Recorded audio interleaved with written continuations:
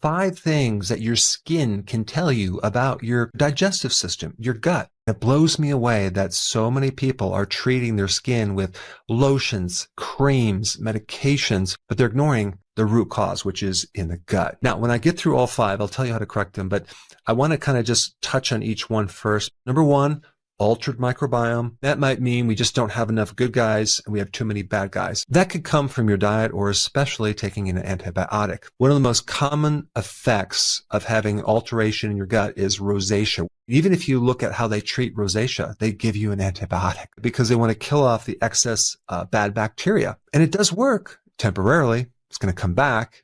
Actually worse. This imbalance in the microbiome creates inflammation that then becomes systemic and it can go throughout the body, but it shows up in your cheeks. Now, there's other problems in the digestive tract. Number 2, SIBO, small intestinal bacterial overgrowth. That's a condition where you have the microbes really in the wrong place. Most of your microbes should be in the large intestine, but when those microbes start to go up into the small intestine, you develop nutritional deficiencies because these microbes compete for your food. And you definitely have a lot of inflammation, sometimes arthritis, but you can also have rosacea. I'm telling you, if you want really nice skin, just fix your gut and you will have beautiful skin. Number 3 is inflammation in the gut. And you'll feel like a pain or tightness or bloating in the gut. And the great majority of the time, it's what the person's eating. The big culprit is gluten in wheat and other grains. And here's what you need to know about inflammation.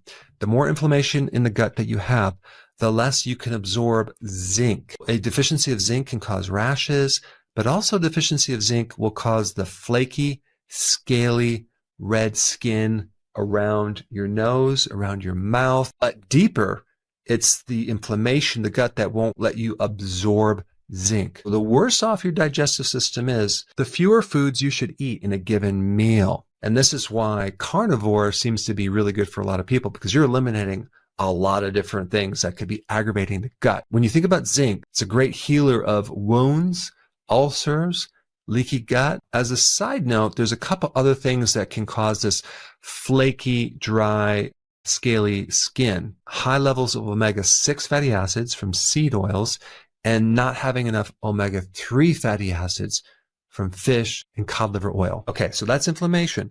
But let's say that inflammation now has become chronic and it's going to be there for a period of time. Now you're going to lose your villi, the little root-like projections on the inside of the colon. And the purpose of these villi is to have more surface area to absorb things. You're going to have a hard time absorbing nutrients and especially vitamin D. There are a lot of autoimmune skin disorders that are directly related to low vitamin D, because once you don't have enough vitamin D, your immune system is vulnerable. One solution is to take a lot more of it, okay? So that will penetrate into the areas that need to absorb it, being out in the sun on a regular basis, or even using certain types of light therapy. And the last one is there's something going on with your gallbladder. Maybe you had it removed or you just don't produce enough bile salts.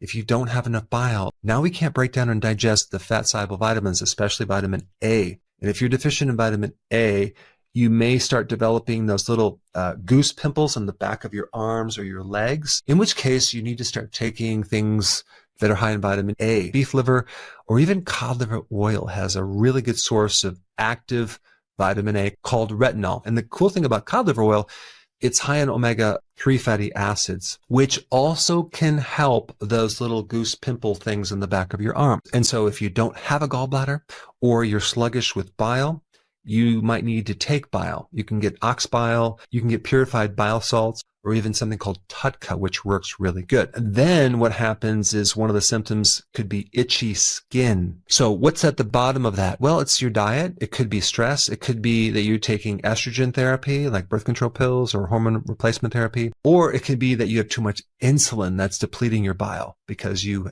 eat a lot of carbohydrates. A good probiotic would be very beneficial. Also consuming fermented foods, sauerkraut, kimchi, yogurt, raw milk cheese. Actually eating like raw salad that's grown in your garden. It also has microbes. That can be a form of a probiotic, believe it or not. If you have SIBO, a lot of bloating, and you get worse when you eat fiber, you're going to have to go on the carnivore for a while. This is why so many people clear up their autoimmune diseases as well as their skin issues when they go carnivore, because they're eliminating a lot of things that are irritating the gut, and meat is loaded with glutamine that can heal the gut. What would be good for SIBO is to do intermittent fasting, maybe 1 meal a day, maybe acidify the stomach with some betaine hydrochloride or apple cider vinegar. That could help you greatly. But there's one more thing. You can make your own probiotic, which is really good if you had a history of antibiotics or even SIBO. L-reuteri can live in the small intestine as well as the large intestine, and it has multiple effects. It creates a very acidic area